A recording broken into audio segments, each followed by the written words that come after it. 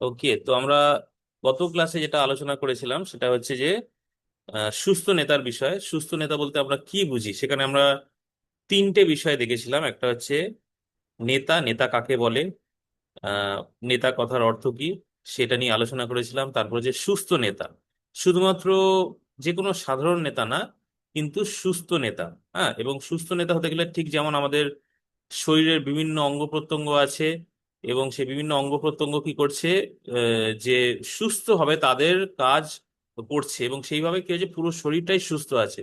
ঠিক একই রকম ভাবে একজন নেতাকে, সুস্থ নেতা হতে গেলে তার যে সমস্ত দায়িত্ব আছে, যে সমস্ত কর্তব্য, যে সমস্ত তার রেসপন্সিবিলিটি যা ঈশ্বর তাকে দিয়েছে, সমস্ত ক্ষেত্রে তাকে কি করতে হবে, সুস্থভাবে কাজ করতে হবে, তাহলেই সে সুস্থ নেতা হয়ে উঠতে পারবে। এবং আরেকটা বিষয় যেটা দেখেছিলাম, নির্মাণ করা, সুস্থ নেতা নির্মাণ, বিল্ডিং হেলদি লিডার্স। তার মানে সুস্থ নেতা সেটা কখনোই খুব কম সময়ের মধ্যে গঠিত হয় না, যে আজকে আমি চিন্তা করলাম, আজকে আমি ভাবলাম, বা আজকে আমি একটা ট্রেনিং করলাম, সেখানে আমি সুস্থ নেতা হিসেবে মানে আলোচনা করলাম এবং আমি সুস্থ নেতা হয়ে গেলাম। সেটা কিন্তু না, এটা হতে গেলে অনেক সময় লাগে। এবং আমরা যেমন দেখি যে প্রভু যীশু যখন তিনি তার শিষ্যদেরকে নির্মাণ করেছিলেন, সেখানে কিন্তু অনেক সময় লেগেছিল। তার 3.5 বছর সময় লেগেছিল তাদেরকে গড়ে তুলতে। ঠিক একই রকম ভাবে আমরাও যখন গড়ে উঠবো, আমাদেরও কিন্তু সেই সময় লাগবে। অনেক সময় কি হতে পারে, সেই সময়টা অনেক মানে আহ, মানে সময় সাপেক্ষ বিষয় হতে পারে। হয়তো অনেক সময় লেগে যেতে পারে, হয়তো অনেকের সারা জীবন লেগে যেতে পারে। কিন্তু এইভাবে কি হচ্ছে, আমরা গড়ে উঠছি। ওকে, তো আমাদের টার্গেট বা আমাদের লক্ষ্য যেটা হতে হবে, যে আমরা গড়ে উঠবো, আমরা সুস্থ নেতা হিসাবে গড়ে উঠবো, এবং সেই সঙ্গে সঙ্গে আমরা কি করব, আমরা অন্যদেরকেও আমরা গড়ে তুলবো। ওকে, তো এইভাবে কি হচ্ছে, আমরা সেই সুস্থ নেতা নির্মাণের বিষয়টাকে আমরা এগিয়ে নিয়ে যাব। আর বিশেষ করে আজকের দিনে আমাদের এটা অবশ্যই দরকার, কারণ আজকে আমরা দেখতে পাচ্ছি যে বিশেষ করে আমাদের পশ্চিমবঙ্গে অনেক জায়গায় অনেক রকম সমস্যা হচ্ছে। এবং সেই জায়গায় দাঁড়িয়ে কি কি দরকার, আমাদের সুস্থ নেতার অনেক প্রয়োজনীয়তা আছে, যেটা আমরা গত ক্লাসেও আমরা আলোচনা করেছিলাম, তাই না? আমরা আলোচনা করেছিলাম যে আমাদের মণ্ডলীতে কি সুস্থ নেতা গড়ে ওঠার প্রয়োজনীয়তা আছে, যেটা আপনারা বলেছিলেন যে হ্যাঁ আছে। কারণ এখনো অনেক জায়গায় সুসমাচার প্রচার বাকি আছে, এখনো অনেক মানুষ কিন্তু যিশুকে জানে না, এবং সেই জন্য যিশুকে জানে না বলেই কি হচ্ছে, আজকের দিনে আমরা দেখতে পাচ্ছি অনেক জায়গায় অনেক মণ্ডলীর উপর অনেক রকম আক্রমণ হচ্ছে। কেন হচ্ছে? কারণ তারা যিশুকে জানে না। কেন জানে না? কারণ তাদের কাছে কেউ সুসমাচার নিয়ে যায়নি বলে। ওকে, তো সেই জন্য আজকের দিনে সুস্থ নেতা গড়ে তোলার প্রয়োজনীয়তা আছে। এবং দ্বিতীয় প্রশ্ন এটা আলোচনা করেছিলাম যে কিভাবে, এবং সেই কিভাবে সেটাই আমরা আমাদের এই কোর্সে বা আমাদের এই সাবজেক্টে আমরা আলোচনা করব। ওকে, আর আজকের দিনে আমরা যেটা আলোচনা করব সেটা হচ্ছে যে এই সুস্থ নেতা গড়ে তোলার প্রয়োজনীয়তা আমরা বাইবেল ভিত্তিক ভাবে দেখব, বাইবেল এই বিষয়ে কি বলছে, এবং আজকে বাস্তবসম্মত ভাবে দেখব যে আজকে বাস্তব পরিস্থিতি বা বাস্তব চিত্রটা কি। তো এই দুটো দিক থেকে আমরা সুস্থ নেতা গড়ে তোলার প্রয়োজনীয়তাটা দেখব। একটা হচ্ছে বাইবেলের দিক থেকে, যে বাইবেল এই বিষয়ে কি বলছে, এবং দ্বিতীয়ত হচ্ছে যে আজকে বাস্তব যে চিত্র বা আজকে গ্লোবাল যে পিকচার আছে, সেই আহ, বাস্তব চিত্রের মাধ্যমে সেটা কি বলছে। ওকে, তো আসুন আমরা শুরু করি আজকে ক্লাস। আমরা প্রার্থনা দিয়ে শুরু করি, তারপরে আজকে আমাদের ক্লাসে আমরা এগিয়ে যাব। আসুন আমরা প্রার্থনা করি। প্রভু, তোমাকে ধন্যবাদ দিই আজকে সুন্দর এই দিনের জন্য। ধন্যবাদ দিই প্রভু যে তুমি তুমি আমাদের প্রত্যেকে একটি নতুন দিন দেখতে সাহায্য করেছো, এবং তার সাথে সাথে একটি নতুন সপ্তাহ দেখতে সাহায্য করেছো, তার জন্য ধন্যবাদ দিই। ধন্যবাদ দিই প্রভু যে তুমি আমাদের প্রত্যেককে সাহায্য করছো, যেন আমরা এই কোর্সের মাধ্যমে প্রভু আমরা নতুন নতুন বিষয় শিখতে পারি প্রভু। বাইবেলের বিভিন্ন বিষয়গুলো আমরা শিখতে পারি, জানতে পারি, এবং যা আমরা আমাদের জীবনেও প্রয়োগ করতে পারি। প্রভু, আজকে ক্লাসকেও তোমার হাতে সমর্পণ করি, যখন আমরা আজকে সুস্থ নেতার বিষয়ে আলোচনা করব, সেই বাইবেলের দিক থেকে আলোচনা করব, আজকে বাস্তবসম্মত দিক থেকে আলোচনা করব। প্রভু, তুমি সাহায্য করো যেন আমরা প্রত্যেকে সুন্দরভাবে প্রভু সেই ক্লাসকে আমরা অ্যাটেন্ড করতে পারি, শিখতে পারি, জানতে পারি। প্রভু, তুমি আমাদের প্রত্যেকে সাহায্য করো, তোমার পবিত্র আত্মা দ্বারা পরিচালিত করো, যেন আমরা প্রত্যেকে সুন্দরভাবে সেই ক্লাস আমরা শিখতে পারি, বুঝতে পারি, এবং তা আমাদের জীবনে তা প্রয়োগ করতে পারি। প্রভু, আমাদের প্রত্যেকে যতজন এখানে স্টুডেন্টরা আজকে যোগদান করেছে, তাদের প্রত্যেকে প্রভু তোমার হাতে সমর্পণ করি। আজকে ইন্টারনেটকেও তোমার হাতে রাখি, যেন কোনো রকম সমস্যা না হয়, এবং যেন আমরা সুন্দরভাবে প্রভু এই ক্লাস কমপ্লিট করতে পারি। আরেকটি বার সকল বিষয়ের জন্য প্রভু তোমাকে ধন্যবাদ দিই। প্রার্থনা যিশু নামে চাই, আমেন।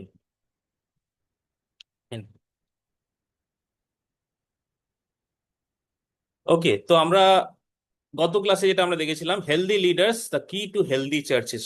সুস্থ নেতা তারা কি করছে, তারা সুস্থ মণ্ডলীও নির্মাণ করছে। আমরা সুস্থ নেতা গড়ে তোলার প্রয়োজনীয়তা দেখেছিলাম, আহ যে কেন সুস্থ নেতা গড়ে তোলার প্রয়োজনীয়তা আছে আজকের দিনে। এবং আরেকটা বিষয় হচ্ছে যে সুস্থ নেতা তারা কি করে, তারা সুস্থ মণ্ডলী গড়ে তোলে। সুস্থ মণ্ডলী বা মণ্ডলী হচ্ছে ঈশ্বরের পরিকল্পনা, যা তিনি আহ, যা যা তিনি করতে চাইছেন এই পৃথিবীতে। ওকে, এই পৃথিবীতে ঈশ্বর যে কাজ করতে চাইছেন, ঈশ্বর যা মানে সম্পূর্ণ করতে চাইছেন তা হচ্ছে তার মণ্ডলীর দ্বারা। ওকে, তো সেই জন্য দেখবেন সমস্ত ঈশ্বরের সমস্ত কাজ কিন্তু মণ্ডলী ভিত্তিক হয়ে থাকে। কোনো কাজই কিন্তু মণ্ডলী ছাড়া হতে পারে না। তো মণ্ডলী হচ্ছে ঈশ্বরের একটা প্রতিষ্ঠান। আমরা অনেক এরকম প্রতিষ্ঠান দেখতে পারি আজকের বিশ্বে। বিভিন্ন রকমের প্রতিষ্ঠান আছে, স্কুল আছে, কলেজ আছে, বিশ্ববিদ্যালয় আছে, হাসপাতাল আছে, অনেক রকম প্রতিষ্ঠান আছে। কিন্তু যে প্রতিষ্ঠানের মাধ্যমে ঈশ্বরের কাজ সম্পন্ন হচ্ছে সেটা হচ্ছে মণ্ডলী। এবং সেই মণ্ডলীকে গড়ে তোলা বা মণ্ডলীকে সেই ঈশ্বর গড়ে তুলছেন কাদের মাধ্যমে? আমাদের মাধ্যমে। আমাদেরকে তিনি আরো পরিপক্ক করছেন এবং আমাদেরকে তিনি সুস্থ নেতা হিসাবে গড়ে তুলছেন। তো যত আমরা সুস্থ নেতা হিসাবে গড়ে উঠছি, কি হচ্ছে, মণ্ডলী কিন্তু আরো মজবুত হচ্ছে, আরো সুস্থ হচ্ছে। যদি সেই মণ্ডলীতে সুস্থ নেতা না থাকে তাহলে কি হবে, সেই মণ্ডলী অনেক দুর্বল হয়ে যাবে। এবং সেই সেই মণ্ডলীতে অনেক কি হবে, অ্যাটাক আসবে, অনেক সমস্যা আসবে। সেই সময় কি হবে, সে মণ্ডলীর সমস্ত বিশ্বাসীরা বিভিন্ন জায়গায় তারা ছড়িয়ে যাবে। ওকে, সেই মণ্ডলীর আর কোনো অস্তিত্ব থাকবে না। কিন্তু যখন মণ্ডলী মজবুত আছে, মণ্ডলী স্ট্রং আছে, কি হবে, আমরা রুখে দাঁড়াতে পারবো, আমরা সে মণ্ডলীকে এগিয়ে নিয়ে যেতে পারবো। ওকে, তো সেই জন্য আমাদের সুস্থ নেতার প্রয়োজন আছে। তো যেমন আমি বললাম আজকে, যে আজকে আমরা দুটো দিক থেকে দেখবো, একটা হচ্ছে যে বাইবেলের দিক থেকে, একটা হচ্ছে বাস্তবসম্মত দিক থেকে, যে সুস্থ নেতা গড়ে তোলার প্রয়োজনীয়তা। ঠিক আছে, এই নোটসগুলো আমি সমস্ত পাঠিয়ে দেবো, আপনারা দেখে নিতে পারেন এই এই নোটসগুলো। আর ওকে, তো সেই আমি পুরো ডকুমেন্টটাই পাঠিয়ে দেবো, সেখানে এই সমস্ত বিষয়গুলো লেখা থাকবে। ওকে, তো দেখি, আমরা প্রথমেই দেখি যে এই পরিস্থিতিতে যিশু আমাদের কি বলছেন, তার মানে কি বাইবেল আমাদের কি বলছে। তো আমরা বাইবেল থেকে দেখব প্রথমে যে বাইবেল এই বিষয়ে কি বলছে। তো আসলে আমরা পাঠ করি মথি 9 অধ্যায় 35 থেকে 38 পদ। মথি 9 অধ্যায় 35 থেকে 38 পদ। কেউ যদি একজন পড়ে দিতে পারেন, আপনাদের যদি বাইবেল থাকে বাইবেল থেকে পড়তে পারেন, বা এখানে স্ক্রিনেও দেওয়া আছে সেখান থেকেও পড়তে পারেন। পড়ছি। আর যীশু সমস্ত নগরে ও গ্রামে ভ্রমণ করিতে লাগিলেন। তিনি লোকদের সমাজ গিয়ে উপদেশ দিলেন ও রাজ্যের সুসমাচার প্রচার করিলেন এবং সর্বপ্রকার রোগ ও সর্বপ্রকার ব্যাধি আরোগ্য করিলেন। কিন্তু বিস্তর লোক দেখিয়া তিনি তাহাদের প্রতি করুণাবিষ্ট হইলেন, কেননা তাহারা ব্যাকুল ও ছিন্ন ভিন্ন ছিল, যেন পালকবিহীন মেষপাল। তখন তিনি আপন শিষ্যদিগকে কহিলেন, শস্য প্রচুর বটে, কিন্তু কার্যকারী লোক অল্প। অতএব শস্যক্ষেত্রের স্বামীর নিকটে প্রার্থনা করো, যেন তিনি নিজ শস্যক্ষেত্রে কার্যকারী লোক পাঠাইয়া দেন। Amen. Amen, amen, thank you. Okay, তো আমরা এখানে কি দেখতে পাচ্ছি, যে প্রভু যিশু তিনি কি করছেন, তিনি বিভিন্ন গ্রামে এবং নগরে তিনি ভ্রমণ করছেন। কেন ভ্রমণ করছেন? জাস্ট ঘোরার জন্য, যে জায়গাটা কেমন দেখতে সুন্দর আছে নাকি, সেই জন্য কি, কিসের জন্য তিনি ভ্রমণ করছেন এখানে? ঈশ্বরের রাজ্যের বিষয়ে ঘোষণা করার জন্য। হ্যাঁ, হ্যাঁ। ঈশ্বরের রাজ্যের বিষয়ে ঘোষণা করার জন্য, সুসমাচার প্রচার করার জন্য। যেমন এখানে লেখা আছে যে তিনি লোকদের সমাজগৃহে উপদেশ দিলেন, রাজ্যের সুসমাচার প্রচার করলেন, সর্বপ্রকার রোগ ও ব্যাধি আরোগ্য করিলেন। তো তিনি কি, কেন তিনি ভ্রমণ করছেন? তার পরিচর্যা কাজের জন্য তিনি সুসমাচার প্রচার করছেন। তিনি কি করছেন? রোগ ব্যাধি সুস্থ করছেন, আরোগ্যতা দান করছেন। এই সমস্ত বিষয়ের জন্য তিনি কি করছেন? তিনি বিভিন্ন জায়গায় ভ্রমণ করছেন। এবং আমরা দেখতে পারি যে তার যে শিডিউল আছে সেটা কিন্তু খুবই মানে বিজি, খুব তিনি ব্যস্ত আছেন। কারণ তাকে বিভিন্ন জায়গায়, বিভিন্ন গ্রামে, বিভিন্ন নগরে তিনি ভ্রমণ করছেন। এবং সেখানে কি তিনি কি দেখছেন, তিনি একটা বিষয় তিনি লক্ষ্য করছেন যে যখন তিনি অনেক বিস্তর লোক দেখছেন, তিনি একটা বিষয় দেখতে পাচ্ছেন, এখানে কিছু একটা মানে অভাব আছে, একটা কোনো বিষয় একটা মানে কম আছে, যেটা আরো প্রয়োজন। সেটা কি, এখানে কি দেখতে পাচ্ছেন যে কিসের অভাব আছে লোকদের মধ্যে? কার্যকরী জনের। হ্যাঁ, কার্যকরী লোক অল্প। কার্যকরী লোকের অভাব আছে, কার্যকরী লোক কম আছে। এবং সেই বিষয়ে তিনি কি করছেন, তিনি তার অন্যান্য শিষ্যদেরকে তিনি সচেতন করছেন যে তোমরা প্রার্থনা করো এই বিষয়ে। ওকে, যেন তিনি নিজের শস্যক্ষেত্রে কার্যকারী লোক পাঠাইয়া দেন। তো আসুন এখানে দেখি আমরা তিনটে প্রশ্ন আমরা এখানে আলোচনা করি। প্রথম বিষয়, আপনারা যে যে কেউ উত্তর দিতে পারেন। প্রথম প্রশ্নটা হচ্ছে যে এখানে এই যে আমরা প্যাসেজটা দেখলাম, সেখানে যিশুর উদ্বেগ বা প্রার্থনার অনুরোধ কি ছিল, কি বিষয়ে তিনি প্রার্থনা করতে বলছেন এখানে? ঈশ্বরের রাজ্যের ব্যাপারে। কে? ঈশ্বরের রাজ্যের বিষয়ে। আর কি? কার্যকারী লোকের জন্য ওই যে যারা শস্য ক্ষেত্র ক্ষেত্রে স্বামীর নিকটে প্রার্থনা করতে বলছে। হ্যাঁ, কি ক্ষেত্র বিষয়ে প্রচুর প্রার্থনা? কিন্তু কার্যকারী লোক অল্প, সেই জন্য বলছিল যেন কার্যকারী লোক পাঠায় দেন, তার জন্য প্রার্থনা করতে। ওকে, হুম, রাইট।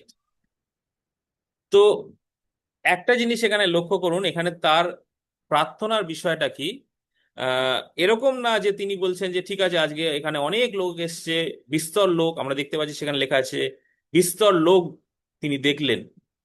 এবং তার প্রার্থনার বিষয় এটা না যে দেখো আজকে অনেক লোক এসছে, তোমরা প্রার্থনা করো যেন আরো লোক আসে, আগামী দিনে আমরা যে জায়গায় যাব সেখানে যেন আরো লোক আসে, হ্যাঁ আরো লোক যেন এখানে যুক্ত হতে পারে। এটা কিন্তু তার প্রার্থনার বিষয় না। ঠিক আছে। আহ তার প্রার্থনার বিষয়টা কি? তার প্রার্থনার বিষয়টা হচ্ছে এই লোকদেরকে তৈরি করার জন্য সেই কার্যকরী লোক দরকার। ওকে। তিনি এই বিষয়টা নিয়ে খুব মানে কি বলবো, তার যে কি বল তিনি যে সন্তুষ্ট হচ্ছে সেটা কিন্তু তিনি প্রকাশ প্রকাশ করছেন না। তিনি কি প্রকাশ করছেন? তিনি প্রকাশ করছেন যে দেখো এখানে কিন্তু একটা অভাব আছে, একটা চিন্তার বিষয় আছে, এবং সেই জন্য এখানে কি হয়েছে, এটা যে যিশুর উদ্বেগ, চিন্তার বিষয়, কনসার্ন। আর সেই জন্য তিনি কোনো মানে খুশি হয়ে বলছেন না, এটা তিনি চিন্তা প্রকাশ করে বলছেন যে হ্যাঁ এখানে এখানে কি শস্যক্ষেত্র প্রচুর বটে, কিন্তু কার্যকারী লোকের এখানে অভাব আছে। তো সেই বিষয়ে তোমরা প্রার্থনা করো। ওকে, আপনারা বলতে পারবেন যে যিশুর যে সেবা কার্য, তার সাথে আজকের দিনে আমাদের যে বর্তমান সেবা কার্য আমরা দেখতে পারি বিভিন্ন মণ্ডলীতে, আপনারাও বিভিন্ন মণ্ডলীতে সেবা কার্য করছেন, তো এই দুটোর মধ্যে কি কি বিষয় মিল আছে, কি কি বিষয় অনুরূপ, কি কি মিল দেখতে পাচ্ছি? প্রথম বিষয় তো স্যার সুসমাচার প্রচার, এটা তো সম্পূর্ণ রয়েছে।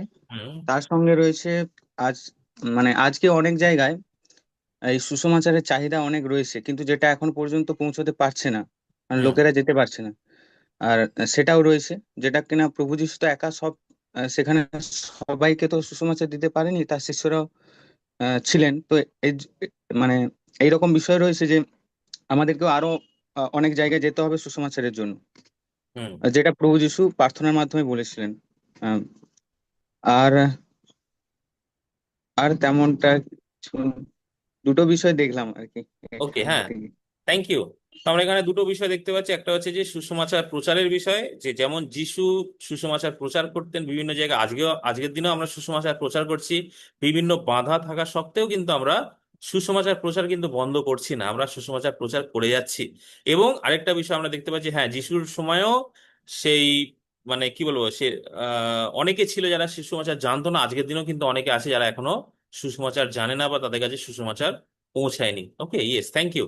আর কেউ কিছু বলতে চান এখানে? এখানে আমরা দেখতে পাচ্ছি, স্যার আমি রাজু বেলা বলছি। হ্যাঁ, হ্যাঁ, এখানে দেখতে আমি মিল দেখতে পাচ্ছি যেটা যেটা হচ্ছে বাদার প্রথমে বলেছেন দুটো বিষয়, এবং এখানে আমি আর একটা বিষয় অ্যাড করতে চাই। হুম, যেটা হচ্ছে আমরা দেখতে পাই যে যিশুর সময় সেখানে তাড়না ছিল, ভাববাদীদের সময় তাড়না ছিল, কিন্তু সেই সময় যিশুর কাজ বন্ধ হয়নি, সুসমাচারের কাজ বন্ধ হয়নি। আজকের দিনেও আমাদের আহ সুসমাচার যখন আমরা প্রচার করি বা যিশুর পথে যখন আমরা চলতেছি, তাড়নাও এসেছে, বাধাও এসেছে, তবুও সুসমাচার প্রচার বন্ধ হচ্ছে না। এই একটা মিল আমি দেখতে পাই। ওকে, রাইট, থ্যাংক ইউ। এখানে আমরা দেখতে পাচ্ছি যিশুর সময়ও সেই তাড়না ছিল, অনেকে কিন্তু যিশুকে বাধা দিয়েছিল, তাকে সেই কাজ বন্ধ করার জন্য তাকে অনেক তার উপর চাপ দিয়েছিল। আজকের দিনেও কিন্তু এটা দেখতে পাচ্ছি, কিন্তু সুসমাচারের কাজ কিন্তু বন্ধ হচ্ছে না। আজকের দিনে আমরা যদি দেখি, তাড়না কিন্তু আজকে থেকে না, এটা অনেক দিন ধরেই কিন্তু অনেক জায়গায় বিভিন্ন জায়গায় হচ্ছে। হয়তো আজকের দিনে আমরা আমাদের রাজ্যে দেখতে পাচ্ছি অনেক বেড়ে গেছে, কিন্তু অন্যান্য রাজ্যে অনেক জায়গাতে অনেক জায়গায় হচ্ছে, কিন্তু তাই বলে কিন্তু সেই সমস্ত জায়গায় সুসমাচার বন্ধ হয়নি, সুসমাচারের কাজ কিন্তু চলছে। ওকে। তো অনেক বিষয় আমরা দেখতে পাচ্ছি যিশুর সময়ের সেবা কার্য এবং আজকের দিনের সেবা কার্য অনেকটাই কিন্তু মিল আছে। ওকে, আর কিছু মিল দেখতে পাচ্ছেন এখানে? হ্যাঁ স্যার, হুম, বলুন। আমি যেটা মিল দেখতে পাচ্ছি যে যিশুর সময় তিনি যেরকম অলৌকিক কার্য করেছেন সেবা কার্যের হুম, মধ্যে দিয়ে এখনো এখনো হয়ে আসছে সেই অলৌকিক কার্য, সুস্থতা, আরোগ্যতা, বিভিন্ন দিক থেকে সেই হুম, কার্য হয়ে আসছে এখন। Main right, thank you. তো এখানে আমরা দেখতে পাচ্ছি যিশু যেমন বিভিন্ন জায়গায় আমরা দেখলাম যে তিনি কি করতে যাচ্ছেন, তিনি উপদেশ দিতে যাচ্ছেন, তিনি সুসমাচার প্রচার করতে যাচ্ছেন, এবং আরেকটা বিষয় হচ্ছে তিনি বিভিন্ন রোগ ব্যাধি আরোগ্য করতে যাচ্ছেন। এবং আজকের দিনেও কিন্তু সেটা হচ্ছে। আজকের দিনে কি করছি আমরা? আমরা বিভিন্ন লোকেদের জন্য, যারা অসুস্থ আছে, যারা পীড়িত আছে, যারা কোনো সমস্যার মধ্যে আছে, তাদের জন্য আমরা কি করছি? আমরা প্রার্থনা করছি। এবং আমরা দেখতে পাচ্ছি হ্যাঁ, তারা সেই প্রার্থনা দ্বারা তারা সুস্থ হচ্ছে। তারা বুঝতে পারছে যে হ্যাঁ, প্রভু যিশুর নামে সেই পাওয়ার আছে যাতে আমরা সুস্থ হতে পারি। তো এই জিনিসটা আজকের দিনেও আমরা দেখতে পাচ্ছি যে সুস্থতার কাজ কিন্তু বিভিন্ন জায়গায় এখনো হচ্ছে। ওকে, তাহলে আমরা কি দেখলাম? এখানে অনেকগুলো বিষয় আমরা মিল দেখতে পাচ্ছি যে আজকের দিনের সেবা কাজ এবং প্রভু যিশুর সময়ের যে সেবা কাজ, সেখানে অনেকগুলো মিল আছে। তিনিও সুসমাচার প্রচার করতে যেতেন, আজকের দিনে আমরাও সুসমাচার প্রচার করতে যাচ্ছি। সেই সময় অনেক সমস্যা, অনেক বাধা ছিল, আজকের দিনেও অনেক সমস্যা আছে। সেই সময় কিন্তু সুসমাচারের মানে সেই অনেক মানুষের যারা সুসমাচার শোনেনি, যাদের কাছে সুসমাচার পৌঁছানোর প্রয়োজন ছিল, আজকের দিনেও সেটা আছে। এবং সেই সময় যিশু যেমন আরোগ্যতা দান করতেন, বিভিন্ন সুস্থতা দান করতেন, আজকের দিনেও কিন্তু সেটা হচ্ছে। তো অনেক বিষয়ে মিল দেখতে পাচ্ছি যে যিশুর সাথে যে পরিচর্যা কাজ আজকের দিনে মিল আছে। তো এবার বলুন যে কি কি বিষয় সেটা ভিন্ন, কি কি বিষয় সেটা আলাদা আছে? যিশুর যে সেবা কাজ এবং আজকের দিনের সেবা কাজের মধ্যে কি কি মানে তফাৎ আছে, পার্থক্য আছে? স্যার বলছি, প্রভু যিশুর সময় প্রভু যিশু নিজেই মানে সবার মানে সুসমাচার প্রচার করতে গিয়েছিলেন। কিন্তু হুম, বর্তমান সময় মণ্ডলীতে এমন হচ্ছে যে সবাইকে বলা হচ্ছে ঠিক এক জায়গায় আসতে আর কি। মানে প্রভু যিশু চাচ্ছিলেন যেন সবাই সুসমাচার প্রচার করতে বেরিয়ে যায়, হুম, যায় সবার কাছে সুসমাচার। কিন্তু বর্তমান সময় প্রায় মণ্ডলীতে কি হচ্ছে না, সবাইকে মানে এক জায়গায় আনার হুম। জন্য এরকম পরিস্থিতি, মানে পুরোটাই ভিন্ন টাইপ হয়ে যাচ্ছে আর কি। ওকে, তো একটা হচ্ছে যে যিশু বিভিন্ন জায়গায় প্রচার করার জন্য তিনি যেতেন, কিন্তু এখন আমরা যাচ্ছি না, আমরা তাদেরকে ডাকছি তোমরা এখানে আসো একটা জায়গায়, সেখানে এসে আমরা সুসমাচার প্রচার করবো। ওকে, রাইট। আর কিছু? আর একটা বিষয় আছে স্যার, হ্যাঁ, যে আমাদের এই যিশু যিশু কিন্তু একজন, কিন্তু আমাদের দলভেদ হয়ে আছে অনেক, বলছে ওইখানে যেও না, ওরা ভুল শিক্ষা দিচ্ছে, এখানে আসো, আমরা সঠিক দিকে। এইখানের মধ্যে আমরা তফাৎ দেখতে পাই যে যিশুর সেবা কার্যের মধ্যে তার সঙ্গে তিনি যখন সেবা কাজ করতেন সমস্ত মানুষকে একত্রিত, মানে সমস্ত মানুষের হুম, কাছে তিনি গেতেন। আর আমরা এখন যাচ্ছি, আমরা যাই কম, বেশি মানুষকে আমরা ডাকি, এবং হুম, ডাকার পরে আমরা আমাদের মধ্যে নিজেরা দলভেদ করে দিই, আমরা দল সৃষ্টি করে দিই। হ্যাঁ, এটা আমি তফাৎ দেখতে পাই আমরা।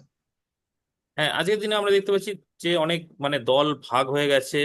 হ্যাঁ, অনেক মানে দল তৈরি হয়েছে, এবং সে তার মধ্যে অনেক দল ভ্রান্ত শিক্ষাও দিচ্ছে, এবং তার ফলে কি প্রকৃত যে সুসমাচারের কাজে অনেক বাধা আসছে। ওকে, তো এটাও হচ্ছে। সেই সময়ের দিনেও যদি দেখি, সেখানেও কিন্তু অনেক ভুল শিক্ষা ছিল। কারণ সেই ফরিসিরা, সদ্দুকিরা, তারাও কিন্তু এমন ভাবে শিক্ষা দিত যেটা হয়তো প্রকৃত শিক্ষা না। এবং সেই জন্য প্রভু যীশু কি করতেন? তিনি সঠিক শিক্ষাকে তিনি মানুষের কাছে তুলে ধরতেন। তো সে বিষয়টাও আছে। আর কিছু আছে, আর কিছু দেখতে পাচ্ছেন এখানে যিশুর পরিচর্যা, তার চিন্তার বিষয়, তার মিনিস্ট্রিতে? হ্যাঁ স্যার, হুম, যেমন তিনি আপন শিষ্যকে কইলেন, যেমন আমাদের সত্যি সবাই ডাকে বলে, আপন শিষ্যকে কইলেন, শস্য প্রচুর মানে মানুষ অনেক আছে, কিন্তু বটে কিন্তু কার্যকারী লোক অল্প। হুম, আমাদের অনেক লোক, আমরা সব যিশুর কাছে যাচ্ছি, প্রার্থনা করছি, কিন্তু কার্যকারী লোক অল্প আছে। হুম। আমরা তাদের জন্য সত্যি প্রার্থনা করি যেন তারাও যেন আমাদের মতন এরকম কার্যকারী গড়ে উঠতে পারে। ইয়েস, এইটা আমরা দেখতে পাচ্ছি যে হ্যাঁ, যিশুর সময় সে কার্যকারী লোক অল্প ছিল, এবং আজকের দিনেও কিন্তু সেটা একটা বিষয়, একটা কনসার্ন যে আমাদেরও প্রার্থনা করা উচিত, এবং আমাদেরও কিন্তু এই বিষয়ে চিন্তা করা উচিত যে সেই কার্যকারী লোক যেন গড়ে ওঠে, তৈরি হয়। ওকে, এখানে একটা বিষয় আমি বলবো, ভিন্নতার বিষয়, যে যদি আমরা দেখি এই প্যাসেজটাকে আমরা আবার যদি পড়ি, যিশু যখন ভিড়কে দেখলেন, সেই বিস্তর লোককে দেখলেন, তখন তার মানে তার কি ফিডব্যাক ছিল, তার প্রতিক্রিয়া কি ছিল? তিনি কি খুব খুশি হলেন, সন্তুষ্ট হলেন, কি হলেন? তিনি করুণাবিষ্ট হয়েছিলেন। হ্যাঁ, করুণাবিষ্ট হলেন। কেন করুণাবিষ্ট? করুণাবিষ্ট মানে কি? তার দয়া হলো, তার করুণা হলো। কেন তার দয়া বা করুণা হচ্ছে? তার তো খুশি হওয়ার কথা, তাই না? তারা যেন পালকবিহীন মেষের মতো ছিল আর কি। তারা হুম। ছিন্ন ভিন্ন ছিল, তাদের মেষবিহীন তারা পালক মেষ ছিল। পরিচর্যা করার মতো কেউ হুম। ছিল না। ওরাও ব্যবস্থা শিক্ষাকে জানতো, কিন্তু ওরা হুম। ভিতর থেকে কেউ সুস্থ ছিল না, ওকে। সকলেই পীড়িত ছিল। তো এখানে আমরা, হ্যাঁ রাইট, এখানে আমরা কি দেখতে পাচ্ছি? যিশু যখন তিনি সেই বিস্তর লোককে দেখছেন, তিনি কি হচ্ছেন? তিনি করুণাবিষ্ট হচ্ছেন। আজকের দিনে যখন আমরা দেখি বিস্তর লোক, তখন আমাদের মনের ভাব কি হয়? আমরা কি হই? খুশি হই, আনন্দিত হই নাকি? ধরুন আজকের স্যার এই ফিলিংস বিষয়ে নেই বলবো সেই স্যার, রকম। বর্তমান এটাই কিন্তু সত্যি হচ্ছে স্যার। অনেকজন যদি এক জায়গায় মানে চলে আসে, অনেকে আনন্দিত হয় যে এতজন এসছে করছে, হুম, কিন্তু এটা সম্পূর্ণ প্রভু যিশুর শিক্ষার মানে অপোজিট হচ্ছে। কারণ প্রভু যিশু চাইছিল যে এতজনের জন্য তো অনেকেই প্রয়োজন, যে যারা হুম। তাদেরকে শিক্ষা দেবে, তাদেরকে গড়ে তুলবে, কিন্তু মানে ওটাই আর কি। ওকে। এখানে আরেকটা জাস্ট আমি প্রশ্ন করতে চাই, যে দেখুন, যিশু যখন পৃথিবীতে এসেছিলেন, তখন তার মূল উদ্দেশ্য কি ছিল? কি উদ্দেশ্য নিয়ে তিনি এসেছিলেন?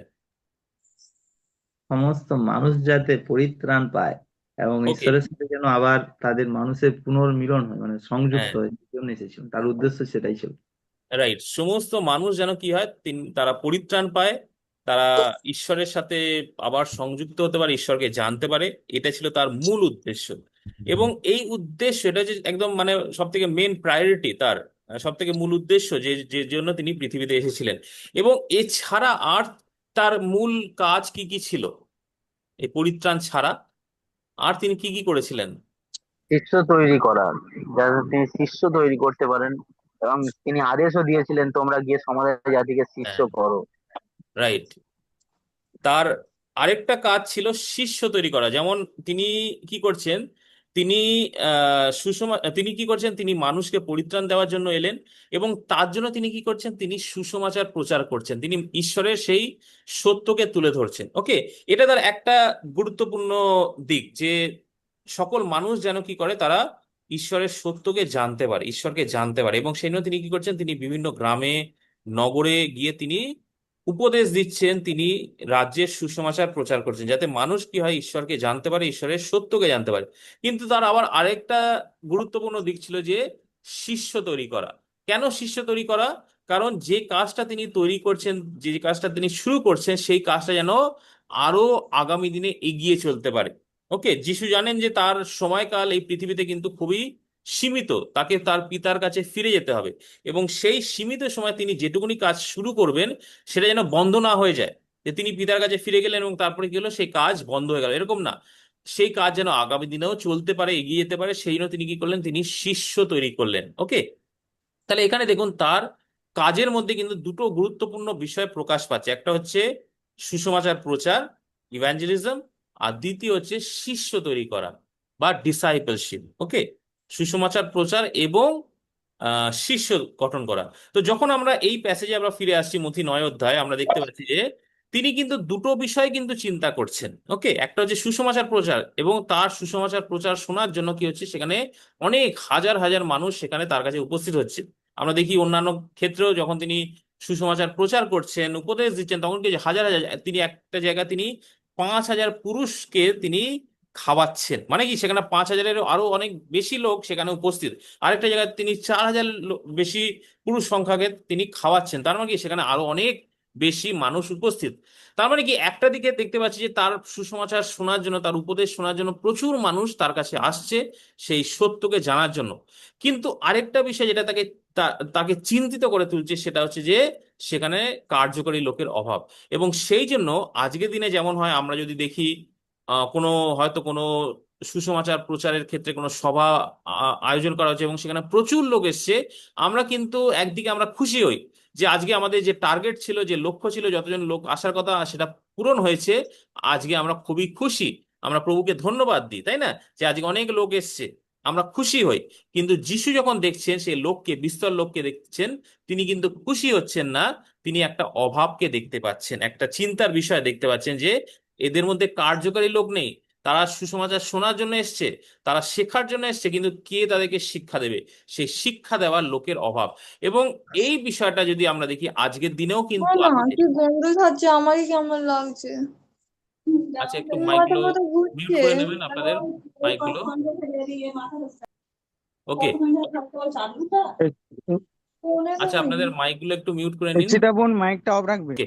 তো এখানে আমরা কি দেখতে পাচ্ছি যে যিশু যেমন কি করছেন, তিনি সুসমাচার প্রচার করছেন, তার সাথে তিনি শিষ্য তৈরি করার জন্য কিন্তু তিনি আগ্রহী, তিনি শিষ্য তৈরি করতে চাইছেন। এবং আজকের দিনে এটাতেই আমরা দেখতে পাচ্ছি অনেক জায়গাতে আমরা পিছিয়ে আসছি। আমরা সুসমাচার প্রচার করছি, বিভিন্ন জায়গায় যাচ্ছি, মানুষদের কাছে সুসমাচার তুলে ধরছি, কিন্তু শিষ্য তৈরির বিষয়ে কিন্তু আমরা অনেকটা পিছিয়ে আসছি। ঠিক লক্ষ্য করুন, একটা সাইকেল বা একটা বাইক, আপনারা যখন দেখেন একটা বাইক বা একটা সাইকেল যখন যাচ্ছে, সেটাকে চালানো হচ্ছে, যিনি চালাচ্ছেন যখন এটা এগিয়ে যাচ্ছে, তখন এটা কিসের উপরে এগিয়ে যাচ্ছে? কিসের উপর মানে ভর করে এগিয়ে যাচ্ছে? দুটো চাকার উপরে। হ্যাঁ, রাইট, দুটো চাকার উপরে। আপনি যদি দেখেন, আপনারা যদি নিজেরা বাইক চালান বা সাইকেল চালান, আপনারা দেখবেন দুটো চাকার উপরে কিন্তু সেই গাড়িটা, সেই সাইকেলটা এগিয়ে যাচ্ছে।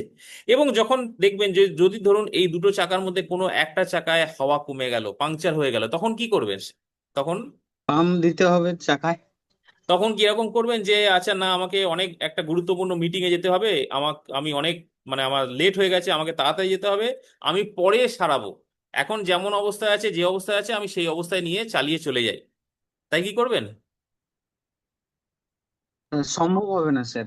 হ্যাঁ, এটা সম্ভব হবে না, কারণ একটা দিকের কি হচ্ছে, একটা দিকের চাকায় হাওয়া কমে গেছে, গাড়িটা এগোচ্ছে না। আপনি যতই প্রেসার দিচ্ছেন, যতই চেষ্টা করছেন, কিন্তু গাড়িটা কিন্তু এগোচ্ছে না, গাড়ির মুভমেন্টটা অনেক স্লো হয়ে গেছে। হ্যাঁ, যখন আপনি সেই চাকাটা ঠিক করবেন, তখন দেখবেন গাড়িটা আবার আগের মতো আগের স্পিডে যাচ্ছে।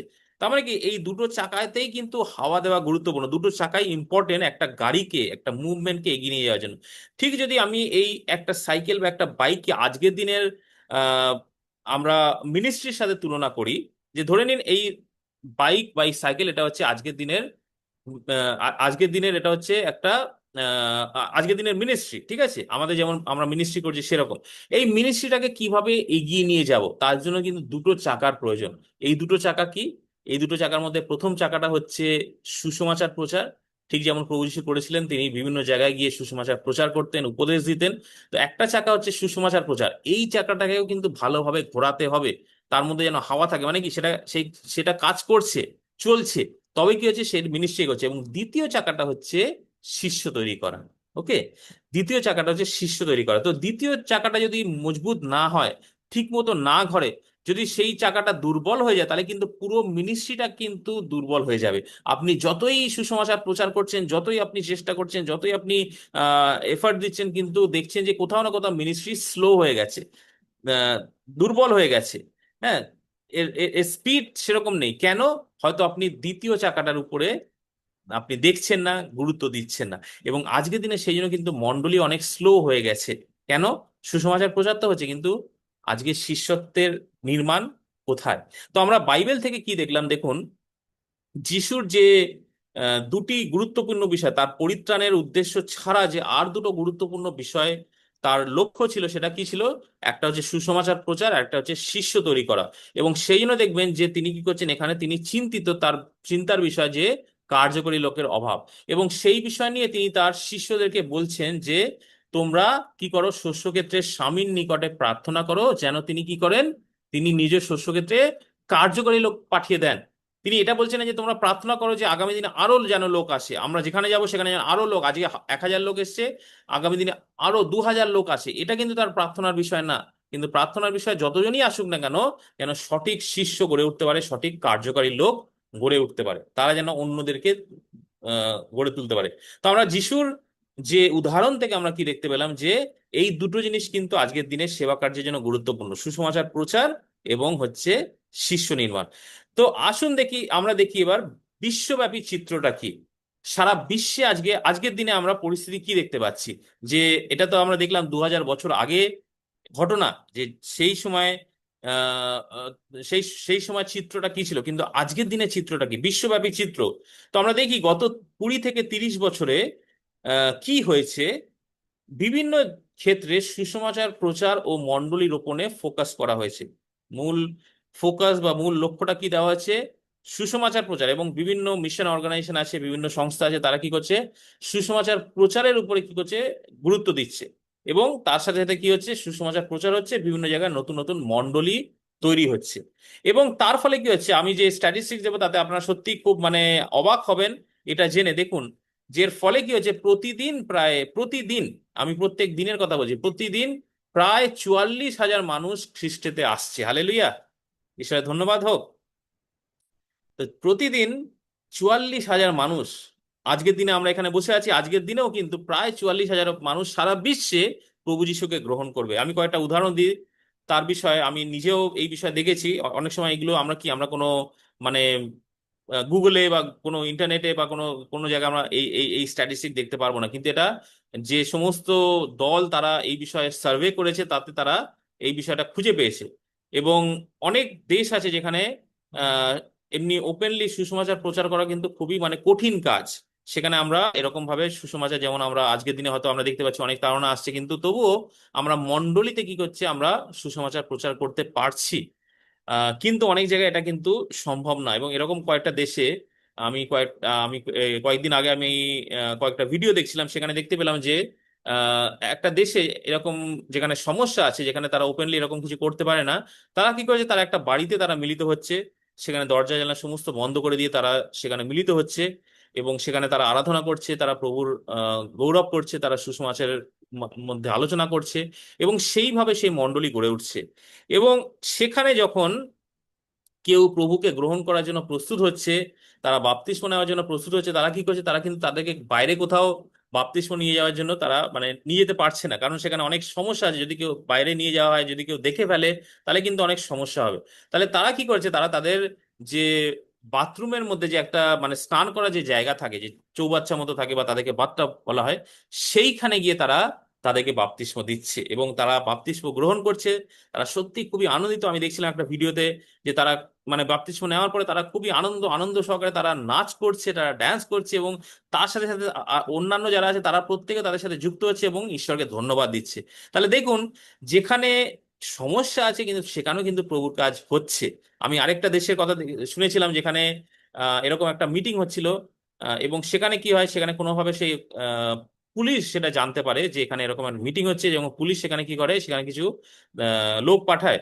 এবং তার আগে তারা যারা মিটিং এ অর্গানাইজার ছিল, তারা জানতে পারে যে হ্যাঁ, এটা এই খবরটা পুলিশের কাছে চলে গেছে, তারা যে কোনো মুহূর্তে আসতে পারে। তারা সেই সময় কি করে, সেই মুহূর্তে সেই জায়গা থেকে তারা বিভিন্ন জায়গায় তারা ছড়িয়ে যায়, যাতে পুলিশ তাদের ধরতে না পারে। এবং তারপরে পুলিশ যখন আসে, সেখানে অনেক কিছু মানে জিজ্ঞাসাবাদ করে, অনেক কিছু খোঁজাখুঁজি করেও তারা কিছু পায় না। না পেয়ে তারা ফিরে যায়, কিন্তু সেইভাবে তারা ঈশ্বর তাদেরকে রক্ষা করেন। না তো যদি কোনোভাবে পুলিশ যদি কাউকে ধরে ফেলতে পারতো, তাহলে কিন্তু এটা বড় একটা সমস্যা হতো। তাহলে সেখানে অনেক সমস্যা আছে, অনেক মানে চ্যালেঞ্জ আছে, কিন্তু তবুও তারা কি করছে, তারা প্রভুর কথা জানছে, তারা প্রভুর তে বিশ্বাস করার জন্য আগ্রহ প্রকাশ করছে, প্রভুকে বিশ্বাস করছে, বাপ্তিস্ম গ্রহণ করছে, এইভাবে তারা প্রভুকে তারা গ্রহণ করছে। তাহলে দেখুন, এইটা এটা এটা এটা একটা গ্লোবাল স্ট্যাটিস্টিক, এটা কোনো মানে মন থেকে গড়া কোনো সংখ্যা নয়। এটা গ্লোবাল একটা স্ট্যাটিস্টিক্স পরিসংখ্যান, যেখানে বলছে প্রত্যেক দিন প্রায় 44,000 মানুষ প্রভু যিশুকে গ্রহণ করছে। প্রতি সপ্তাহে প্রায় 28টি নতুন মণ্ডলী রোপণ করা হচ্ছে, প্রত্যেক সপ্তাহে। হ্যাঁ, একটা নতুন হাউস ফেলোশিপ হতে পারে, নতুন কোনো মণ্ডলী হতে পারে, এইভাবে প্রত্যেক সপ্তাহে প্রায় 28টি নতুন মণ্ডলী রোপণ করা হচ্ছে। তো এইভাবে যদি এগিয়ে যেতে থাকে, তাহলে 2050 সাল নাগাদ বিশ্বব্যাপী কি হবে, 90 লাখ মণ্ডলী নির্মিত হতে পারে। সত্যি ঈশ্বরকে ধন্যবাদ দিই আমরা, হ্যাঁ, যে ঈশ্বরের কাজ হচ্ছে। ঈশ্বরের কাজ কিন্তু থেমে নেই, ঈশ্বরের কাজ হচ্ছে, ঈশ্বরের কাজ এগিয়ে যাচ্ছে। তো এটা খুব আনন্দের বিষয়, তাই না? এটা খুব আনন্দের বিষয় যে আমরা সত্যি আমরা ঈশ্বরকে ধন্যবাদ দিই এই বিষয়ে, যে ঈশ্বরের কাজ আজকে সারা বিশ্বে বিভিন্ন জায়গায়, বিভিন্ন মণ্ডলীতে, বিভিন্ন ক্ষেত্রে, বিভিন্ন দেশে তার কাজ হচ্ছে। কিন্তু তার সাথে একটা আমরা দেখতে পাচ্ছি একটা সংকট আছে, একটা চিন্তার বিষয় আছে, একটা কনসার্ন আছে। ঠিক যেমন যিশুর সময় ছিল, তিনি চিন্তিত ছিলেন, আমরা দেখতে পাচ্ছি সেই সংকটটা কি? আজকে আজকের দিনে প্রায় 50 লাখের বেশিও মণ্ডলীর নেতা আছেন সারা বিশ্বে। কোনো বড় প্রতিষ্ঠান, কোনো বড় মণ্ডলী, কোনো বড় সংস্থা হতে পারে, এবং হতে পারে কোনো হাউস ফেলোশিপ, কোনো মানে হয়তো ইন্ডিপেন্ডেন্ট চার্চ, সেই মণ্ডলীর নেতা। তো প্রায় সারা বিশ্বে 50 লাখের বেশি নেতা আছেন, লিডার, চার্চ লিডার বা পাস্টার তারা আছেন, কিন্তু তার মধ্যে শুধুমাত্র 5%, কেবলমাত্র 5% হচ্ছে প্রশিক্ষিত, তারা সঠিকভাবে তারা কাজ করতে জানেন। আমি শুধু বলছি না যে প্রশিক্ষিত মানেই যে তারা বাইবেল কলেজ থেকে পাশ করেছে, সেটা না, কিন্তু তারা সঠিকভাবে তারা কোনো মানে প্রশিক্ষণ নিয়েছেন যাতে কিভাবে তাদের কাজটা করতে হবে সেই বিষয়ে তারা মানে জ্ঞাত আছেন। এরকম কেবলমাত্র আমরা কি দেখতে পাচ্ছি আজকে 5%, 50 লাখের মধ্যে কেবলমাত্র 5%। আর এরকমও হয় যে 70% লিডার তারা কি করে, তারা ভালোভাবে সমাপ্ত করে না, তারা ভালোভাবে শুরু করে কিন্তু সেটা সমাপ্ত হয় না, কোথাও না কোথাও গিয়ে তারা হারিয়ে যায়, তারা তাদের আশা হারিয়ে ফেলে, তারা আর সে কাজ এগিয়ে নিয়ে যেতে পারে না। আমি একটা আপনাদের উদাহরণ দিচ্ছি। আজ আমাদের রাজ্যেরই একজন পাস্টারের বিষয়, তার সাথে আমার খুব ভালো মানে মানে ঘনিষ্ঠতা ছিল, তাকে আমি অনেকদিন ধরে চিনতাম, এখনো তাকে চিনি, এবং তিনি একটি মণ্ডলীর নেতা ছিলেন, সে মণ্ডলীর পালক তিনি। আমি তার মণ্ডলীতেও গেছি, আমি এক দুবার সেখানে প্রচার করার জন্য গেছি সেখানে। তো তিনি সে মণ্ডলীর দায়িত্বে ছিলেন, কিন্তু আমাকে একদিন তিনি ফোন করেন, তিনি ফোন করে বলেন যে ব্রাদার, আপনার যদি যদি কোনো এরকম কাজের সন্ধান থাকে আপনি আমাকে বলবেন, আমি আহ, আমি মানে আমি আমি আমি ওটার জন্য ইন্টারেস্টেড আছি। আমি বললাম, এটা আপনি পাস্টার কার জন্য বলছেন এটা? তিনি বললেন, আমি আমার জন্যই বলছি, নিজের জন্য। তাই বললাম, আপনি কেন এরকম বলছেন? আপনি একটা মণ্ডলীর পালক আছেন, সেই দায়িত্ব আপনার আছে, এবং বিশেষ করে ঈশ্বর আপনাকে সেই দায়িত্ব দিয়েছেন, এটা কোনো মানুষ দ্বারা মানে প্রদত্ত কোনো দায়িত্ব না, এটা ঈশ্বরের দায়িত্ব। তো আপনি কেন বলছেন? বলছেন, না আমি এই কাজ ছেড়ে দিতে চাইছি। আমি বললাম, কেন আপনি ছেড়ে দিতে চাইছেন? তো বলছেন যে আমার দ্বারা এই কাজ আর সম্ভব হচ্ছে না, আমি একজন পাস্টার হিসাবে বা পালক হিসাবে আমি আর কাজ করতে পারছি না, আমি এই কাজ ছেড়ে দেব, এবং কোনো অন্য যদি কাজ থাকে আমি সেই কাজ করব।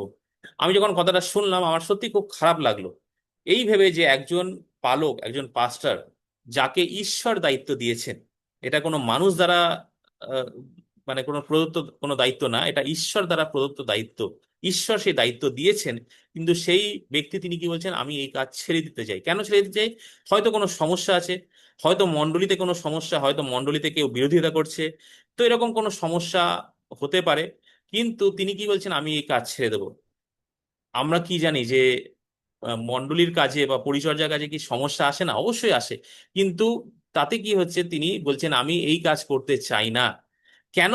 কারণ তার কাছে এই কাজ, এই এই সমস্যার মোকাবিলা করার, সম্মুখীন হওয়ার কি কোনো প্রশিক্ষণ নেই। হ্যাঁ, কিভাবে সেটাকে মোকাবিলা করবেন, কিভাবে সেটা সেই সমস্যার সম্মুখীন হবেন তিনি জানেন না। তিনি হয়তো অনেক কিছু শিক্ষা নিয়ে এসেছেন, কিন্তু তিনি এইভাবে এখানে কি করবেন তিনি জানেন না, এবং তিনি বলছেন আমি ছেড়ে দেবো, আমি এই কাজ আর করব না। তো সত্যি এটি এটি দুঃখের বিষয়। এবং শুধু এখানে একজন না, এরকম অনেকেই আছে যারা হয়তো কোনো না কোনো কোথাও মণ্ডলী শুরু করেছিলেন, কিন্তু কোথাও না কোথাও তারা আজকে হারিয়ে গেছে। আমি এরকম একটা আহ একটা ডিস্ট্রিক্টে গেছিলাম, একটা জেলায়, যেখানে আমি সুসমাচার প্রচার করার জন্যই গেছিলাম, আমাদের রাজ্যেই।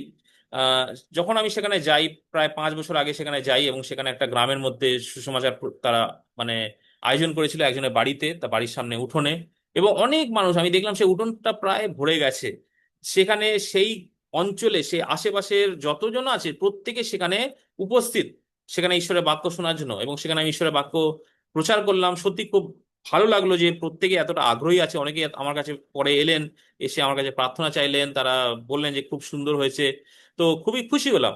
এবং তারপরে যখন আবার আমি হয়তো 1 বছর পরে প্রায় এরকম আমি আবার সেই লিডারকে জিজ্ঞেস করছিলাম যে এখানে আপনাদের মণ্ডলী কেমন চলছে, তো তিনি বললেন যে আমরা আর এখানে মিলিত হচ্ছি না। কেন মিলিত হচ্ছেন না, কি হয়েছে? বলছে যে এখানে অনেক বিরোধী দল এসছে, তারা বিরোধিতা করেছে, তো সেই জন্য আমরা বন্ধ করে দিয়েছি, আজকে এখানে আর কোনো রকম সভা হচ্ছে না। তাহলে দেখুন, এখানে যেটা শুরু হয়েছিল সেখানে কিন্তু আজকে সেটা বন্ধ হয়ে গেছে। এরকম অনেক মণ্ডলীও আছে, আপনারা দেখবেন অনেক বিল্ডিং আছে, হয়তো আপনারা জানেন আমাদের রাজ্যে এরকম অনেক বিল্ডিং আছে, চার্চ বিল্ডিং।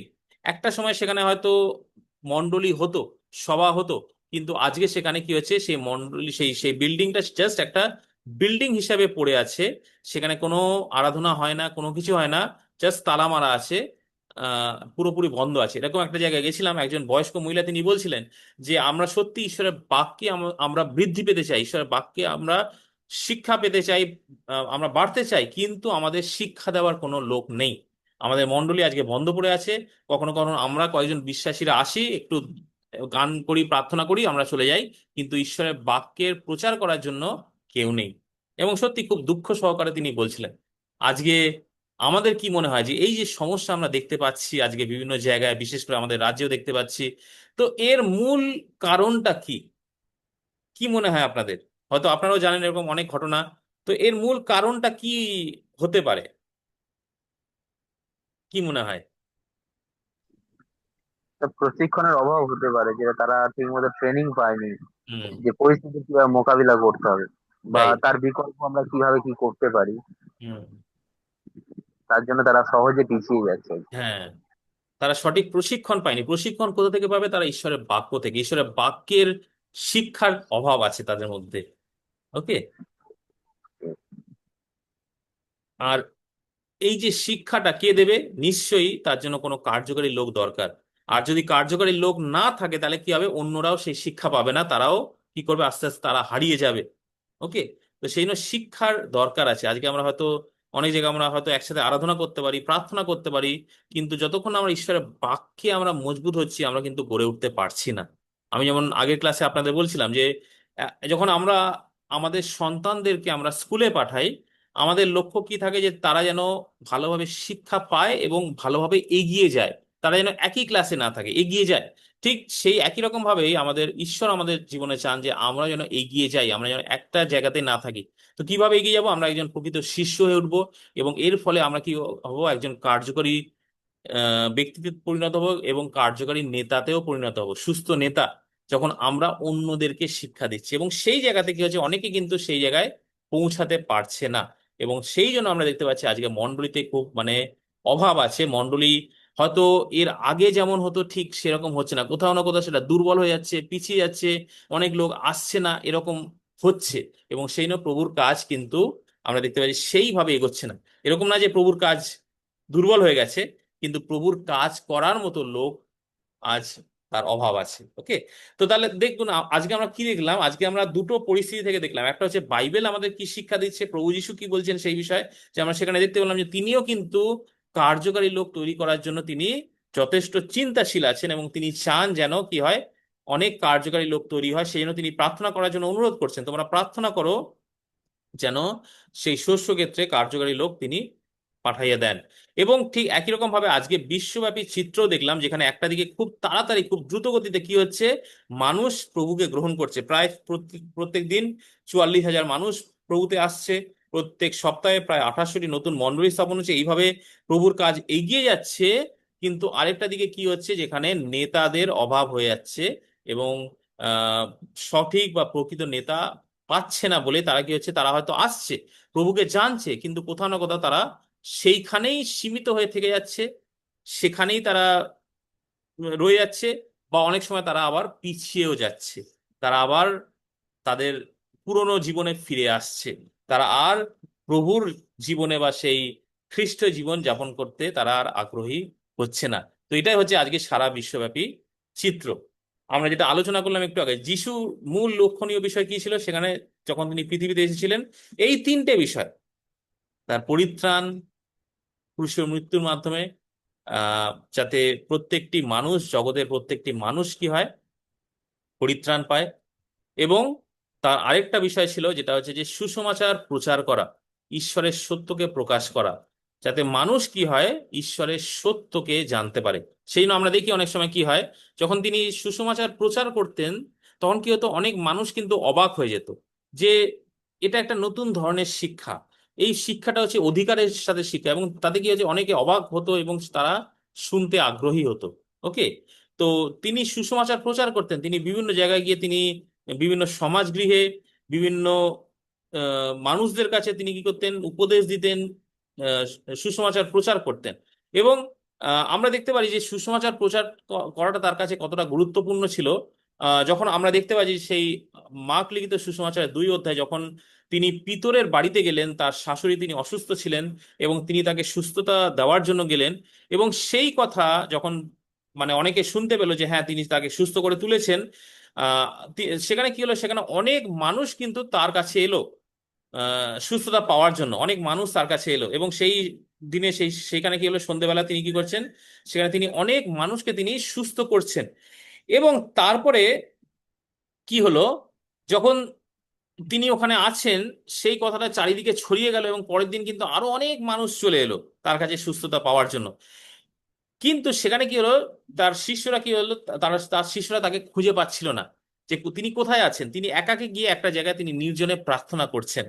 এবং যখন তারা তাকে খুঁজে পেল, তারা তাকে কি বললো, যে প্রভু, এখানে অনেকে আপনার জন্য অপেক্ষা করছেন, আপনি চলুন, কারণ অনেকে অপেক্ষা করছে। তখন যিশু কি বলল, তখন যিশু বলল, হ্যাঁ হ্যাঁ, আমিও এখানে অনেকক্ষণ ধরে আমি প্রার্থনা করছি, আমি বুঝতে পারিনি, আমাকে যেতে হবে, চলো আমরা যাই। তাই কি বললো না, তিনি কি বললেন, যে আমাকে কিন্তু সুসমাচার প্রচার করার জন্য আমাকে ব্যস্ত থাকতে হবে, এবং সেই জন্য তিনি কি করলেন, চলো আমরা ওই পারে যাই, ওই ক্ষেত্রে যাই, যেখানে আমি গিয়ে সুসমাচার প্রচার করতে পারি।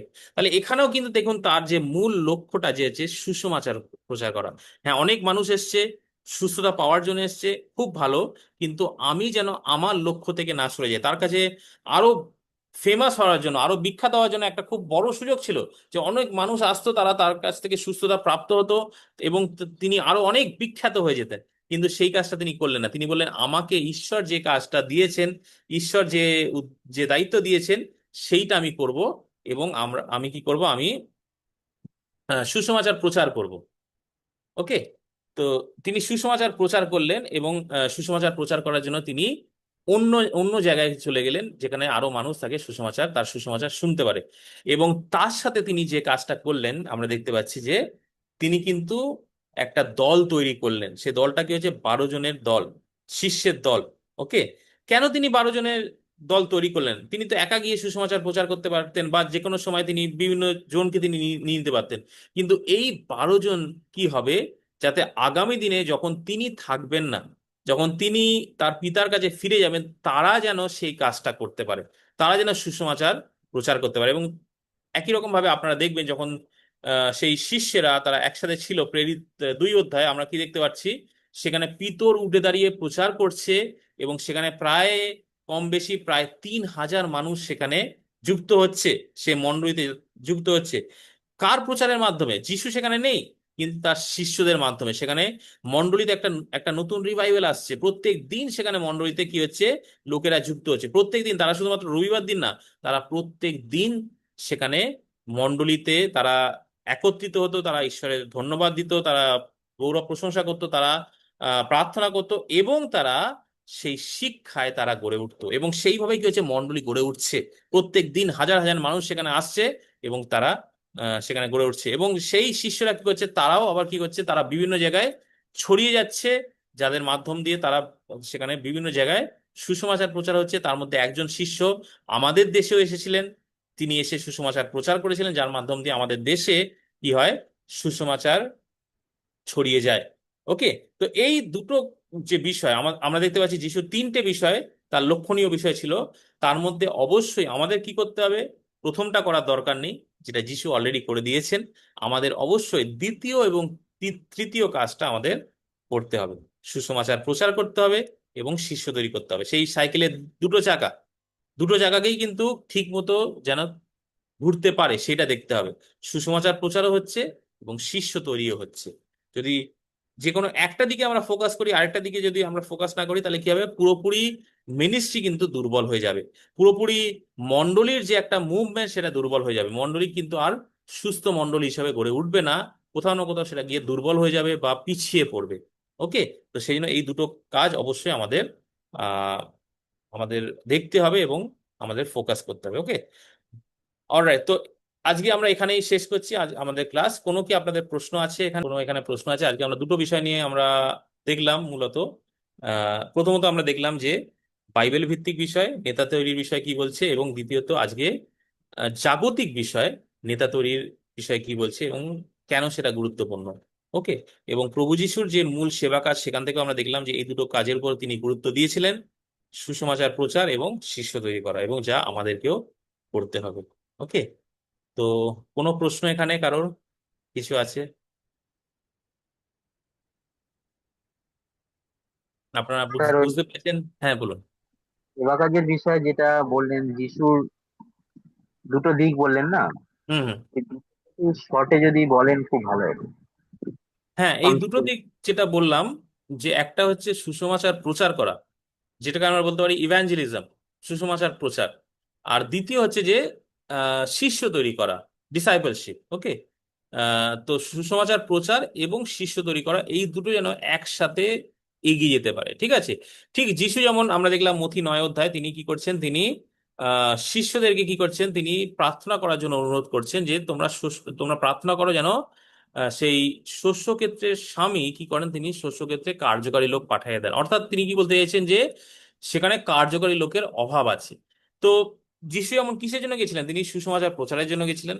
যদি আমরা যিশুর মিনিস্ট্রিকে দেখি, পুরোটা আমরা দেখি, তিনি বিভিন্ন জায়গায় তিনি কি করতেন, সুসমাচার প্রচারের জন্য যেতেন, তিনি বিভিন্ন রোগ ব্যাধি আরোগ্যতা করার জন্য যেতেন, এবং তার সাথে কিন্তু তিনি আরো বেশি সময়, যদি যিশুর সময়কালটা আপনারা দেখেন যে যিশু কোন বিষয়ে সময় বেশি সময় কাটাতেন, অবশ্যই তার মিনিস্ট্রির কাজ ছিল, কিন্তু তার সাথেও কিন্তু কি করতেন, তিনি হয়তো ফিরে এসে তিনি শিষ্যদের সাথে সময় কাটাতেন, তিনি তাদের বিভিন্ন প্রশ্নের উত্তর দিতেন। হ্যাঁ, তাদের সাথে তিনি সময় কাটাতেন, একটা মানে ফেলোশিপ হতো। কেন হতো এটাও কিন্তু গুরুত্বপূর্ণ, এটাকে আপনাদের ইগনোর করলে চলবে না। যে হ্যাঁ, এটা তো জাস্ট গল্প করছে, তারা বসে আছে, এটা এটা কিন্তু এরকম ইগনোর করলে চলবে না, এটাও কিন্তু গুরুত্বপূর্ণ। এর ফলে কি হচ্ছে, যে তিনি তাদেরকে গড়ে তুলছেন, তাদের মনে অনেক প্রশ্ন আছে। অনেক সময় তিনি কি করতেন, বিভিন্ন দৃষ্টান্তের মাধ্যমে, উপমার মাধ্যমে তিনি কিছু বোঝাতেন, কিন্তু সেই উপমা বা সেই দৃষ্টান্তের যে অর্থ, সেটা কিন্তু তার শিষ্যদেরকে তিনি পরে এসে বোঝাতেন। সেটা সকলের সামনে তিনি প্রকাশ করতেন না। কেন? তিনি চাইতেন যে শিষ্যরা যেন ভালোভাবে সেটা বুঝতে পারে, শিখতে পারে। ওকে, তো এই যে শিষ্যদের সাথে সময় কাটানো, এটাও কিন্তু গুরুত্বপূর্ণ, যা তাদেরকে তুলতে সাহায্য করবে। এবং এইভাবেই কিন্তু তারা গড়ে উঠেছিল। আগামী দিনে যখন আমরা দেখতে পাচ্ছি যে তারা সেই সুসমাচার প্রচার করছে, কিভাবে? কারণ তারা যিশুর সঙ্গে ছিল, যিশুর সাথে তারা সময় কাটিয়েছিল, যিশুর কাছ থেকে তারা শিক্ষা লাভ করেছিল, যিশুকে তারা দেখেছিল কিভাবে কাজ করতে হয়, যিশু তাদেরকে দেখিয়েছিলেন, যিশু তাদেরকে বুঝিয়েছিলেন, অনেক সময় তাদেরকে তিনি আহ কারেক্ট করেছিলেন, তিনি শুধরে দিয়েছিলেন। অনেক সময় তারা যখন ভুল করেছিল, কিছু তাদের দ্বারা কোনো সুস্থতা হয়নি বা কোনো কাজে তারা ভুল করেছিল, যিশু তাদেরকে শুধরে দিয়েছিলেন, এইভাবে কিন্তু তাদেরকে গড়ে তুলেছিলেন। তো এই পুরোটাই হচ্ছে শিষ্যত্ব। শিষ্যত্ব মানেই না যে আমাদের কোনো ডিসাইপলশিপ কোর্স করতে হবে, ঠিক আছে, এটা কিন্তু শিষ্যত্ব না। কিন্তু হয়তো আপনি মনে করলেন, ঠিক আছে, আপনি একজনকে তৈরি করতে চাইছেন, তো আপনি কি করছেন, তার সাথে সময় কাটাচ্ছেন, তার কথা শুনছেন, তার জীবনের যে সমস্ত স্ট্রাগল, যে সমস্ত সংগ্রাম আছে, যে সমস্ত কিছু সমস্যার মধ্যে দিয়ে গেছে, সেগুলো আপনি শুনছেন, তাকে আপনি উৎসাহিত করছেন, আপনি তার জন্য প্রার্থনা করছেন, আপনি তাকে বাইবেল থেকে শিক্ষা দিচ্ছেন। এইটাই কিন্তু শিষ্যত্ব। শিষ্যত্ব কোনো এরকম না যে একটা ক্লাসরুমের মধ্যেই হতে হবে বা একটা ট্রেনিং সেন্টারেই হতে হবে। শিষ্যত্ব যে কোনো জায়গায় হতে পারে, আপনার বাড়িতে হতে পারে, আপনি কোথাও একটা বাড়ির বাইরে কোথাও উঠোনে বসে কথা বলছেন, আহ, সময় কাটাচ্ছেন, সেখানেও হতে পারে। আপনি হয়তো কোথাও ঘুরতে গেছেন, হ্যাঁ, কোথাও কোনো মাঠে আছেন, বা যে কোনো জায়গায়, সেখানেও কিন্তু শিষ্যত্ব হতে পারে। তো সেইভাবে যখন আপনি গড়ে তুলছেন, আপনি হয়তো আপনার কোনো প্রিয় বন্ধু যাকে আপনি গড়ে তুলতে চাইছেন, তার সাথে আপনি সময় কাটাচ্ছেন, হয়তো আপনারা একসাথে কোথাও যাচ্ছেন, হয়তো আপনারা একসাথে কোথাও ঘুরতে গেছেন, সেখানে গিয়ে আপনি তার সাথে কথা বলছেন, সেটাও কিন্তু শিষ্যত্ব। এবং যিশু, দেখুন, যিশু কিন্তু সেই কাজটাই করতেন। যিশু কিন্তু তাদেরকে নিয়ে একটা বড় একটা ট্রেনিং সেন্টারে নিয়ে আসেননি, যে চলো তোমরা এখানে আসো, এখানে একটা ট্রেনিং আমি শুরু করব, একটা শিষ্যত্বের ট্রেনিং যেটা 3 বছরের শিষ্যত্ব হবে, তারপরে তোমরা সবাই একটা করে সার্টিফিকেট পাবে, এরকম না। তিনি কি করতেন, বিভিন্ন জায়গায় তিনি হয়তো কোনো জায়গায় যাচ্ছেন, যেখানে বসে তিনি আলোচনা করছেন, কোনো বাগানের মধ্যে, কোনো বাড়িতে, যে কোনো জায়গায় তিনি তাদের সাথে কথা বলছেন, এবং সেইভাবে তিনি কিন্তু তাদেরকে গড়ে তুলছেন। তো দেখুন, যিশুর যদি আমরা দেখি যে তিনি কোন বিষয়ে বেশি সময় কাটাতেন, অবশ্যই তিনি সুসমাচার প্রচারের জন্য যেতেন, তিনি উপদেশ দিতে যেতেন, রোগ ব্যাধি আরোগ্য করতে যেতেন, এটাতে তার একটা সময় যেত। এবং তার সাথে তিনি কিন্তু তার শিষ্যদের সাথেও কিন্তু সময় কাটাতেন, তাদের সাথে জাস্ট এমনি কথা বলা, একটা একটা একটা রিলেশনাল, ঠিক আছে, বন্ধুত্বের সম্পর্ক, এইভাবে তারা গড়ে উঠতো। তো এই দুটো জিনিসে কিন্তু তিনি ফোকাস করেছিলেন যিশু। তিনি কি করেছিলেন? সুসমাচার প্রচার এবং শিষ্য তৈরি করা। এবং এই দুটো, আমি বললাম যে এই দুটো বিষয় হচ্ছে গুরুত্বপূর্ণ মিনিস্ট্রির জন্য। আমরা যেন এই দুটো বিষয়কে অবহেলা না করি, দুটো দুটোতেই আমরা যেন গুরুত্ব দিই, তাহলে কি হবে, আমরা দেখতে পারবো যে মিনিস্ট্রি সঠিকভাবে গড়ে উঠছে, শিষ্য তৈরি হচ্ছে এবং মণ্ডলীও গড়ে উঠছে। ওকে।